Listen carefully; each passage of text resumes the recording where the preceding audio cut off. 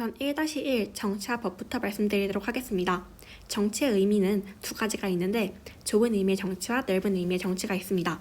좁은 의미의 정치는 국가현상설, 일원주의라고도 부르며 넓은 의미의 정치는 집단현상설, 다원주의라고 부릅니다. 넓은 의미의 정치가 국가형성 이전의 정치를 설명하기에 더 적합하다고 할 수 있습니다. 정치의 기능은 사회 질서 유지, 이해관계 조정, 그리고 사회 발전의 도모가 있습니다. 그 다음으로는 법의 의미입니다.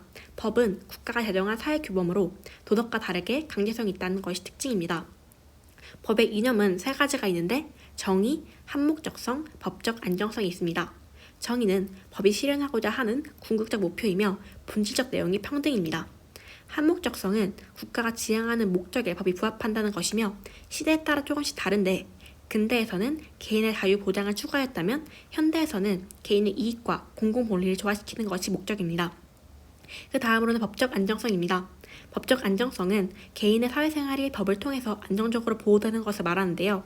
법원을 확인하는 것이 매우 중요합니다. 법원의 예시로는 정의롭지 못한 법도 부질서보다는 낫다. 정의의 극치는 부정의의 극치이다. 권리 위에 잠자는 자 보호받지 못한다 등이 있습니다. 예시로는 공소시효와 소멸시효가 있습니다.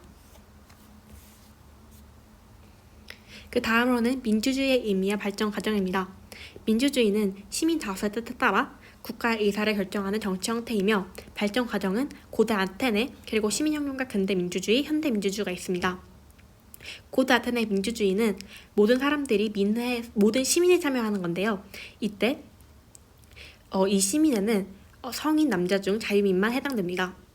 이후 시민혁명의 사상적 배경인 계몽사상, 이성을 강조하였고 천부인권 사상, 인간의 권리는 하늘에서 부여하기 때문에 평등하다. 그리고 사회계약서를 확산됨으로 통해 근대 민주주의가 확립되었습니다. 사회계약서의 학자로는 이 세 명이 대표적인데요. 홉스는 군주 주권을 주장하였으며 저항권을 인정하지 않았으나 생명권을 침해할 시에 개별적으로 저항하는 것은 할 수 있다고 여겼습니다. 그 다음은 로크인데요. 로크는 특히 재산권을 강조하였고 생명과 자유를 주장하였습니다. 국민 주권을 주장하였고 이는 자연권 사상에서 시작된 것이며 저항권을 인정하였는데 이것이 바로 시민혁명의 사상적 기반이 됩니다. 그 다음으로는 루소입니다. 루소는 현재 자유롭고 평등한 상태이나 사적 소유로 인해 불평등해졌다고 말했는데요. 국민 주권을 주장하였으나 자연권을 위임할 수 없다고 말했기 때문에 직접 민주 정치를 추구하였습니다. 현대 민주주의는 대의민주제인데요. 직접 민주제의 요소 중에 국민투표, 국민발언, 국민소환 중 우리나라에서는 국민투표만 진행하고 있습니다. 또한 전자민주주의 도입을 시도하면서 대의민주제의 한계를 보완하려고 노력하고 있습니다. 그 다음으로는 법치주의입니다. 법치주의는 시민혁명 이후 등장하였는데요. 사람의 지배인 인치가 아니라 법의 지배를 뜻하면서 사람들의 권리를 보장하기 위한 수단입니다. 통치자의 자의적 지배를 통해 사람들의 자유가 크게 침해되었고 이를 극복하기 위해서 법치주의가 확립되었습니다. 법치주의는 형식적 법치주의와 실질적 법치주의가 있는데 형식적 법치주의는 합법성만을 강조하며 이의 예시로는 나치즘, 히틀러의 나치즘이 있습니다. 실질적 법치주의는 합법성뿐만 아니라 정당성도 강조하는 것인데요. 이를 위한 현대의 대표적인 제도가 위헌법률심사제입니다. 법치주의는 입헌주의의 상위 개념이고 이 자료 플러스 위헌법률심사제를 꼭 읽어보시는 것이 좋을 것 같습니다. 민주주의와 법치주의는 긴장 상태를 유지하는데요. 민주주의는 국민의 의사에 따라 모든 것이 이루어지기 때문에 역동성이 있지만 법치주의는 안정적으로 생활하는 것이 추구하기 때문에 이에 대한 대립이 발생할 수 있습니다. 따라서 이를 균형적으로 발전하는 것이 매우 중요합니다. 문제풀이 진행하겠습니다. 문제풀이는 제가 직접 다 풀어보고 나서 가장 어려웠던 문제들 그리고 선생님께서 풀어주신 부분 중에서 설명이 많았던 문제를 제가 선별하였습니다. 먼저 3번입니다. 정의에 대해서 평균적 정의와 배분적 정의를 묻는 문제인데요. 절대적인 평등을 추구하는 것이 평균적 정의이며 상대적인 평등을 추구하는 것이 배분적 정의입니다. 여기서 정답은 4번인데 이 합리적 기준에 의한 차별을 허용한다 라는 말이 키워드가 될 수 있습니다. 배분적 정의는 상대적인 평등을 추구하기 때문에 합리적 기준에 의한 차별은 옳다고 합니다.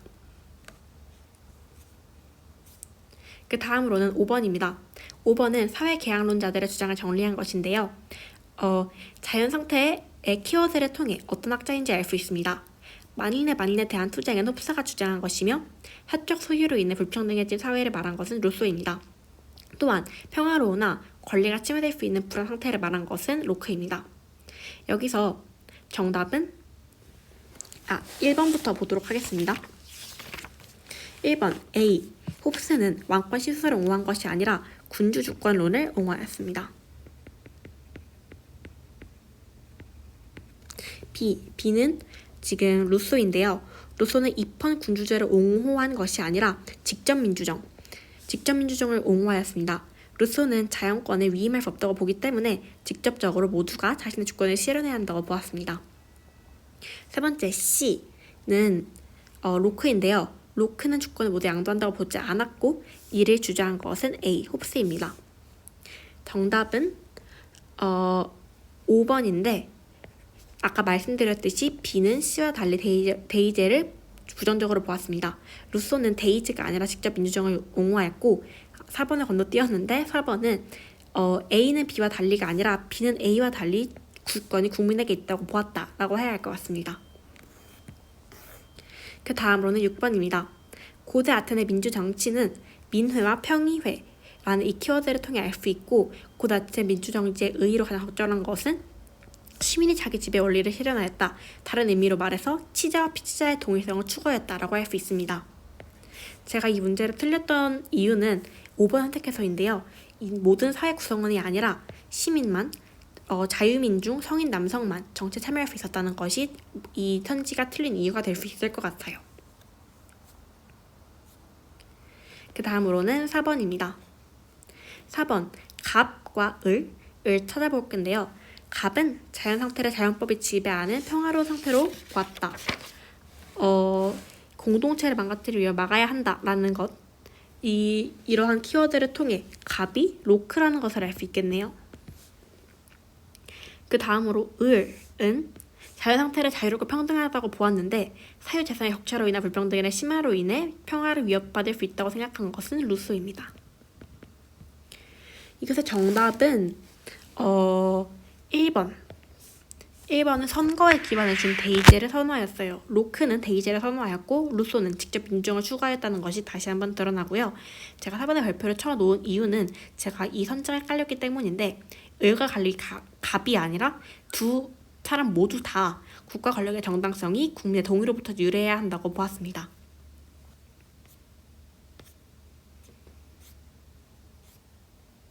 자, 그러면 다음 영상에서 만나요.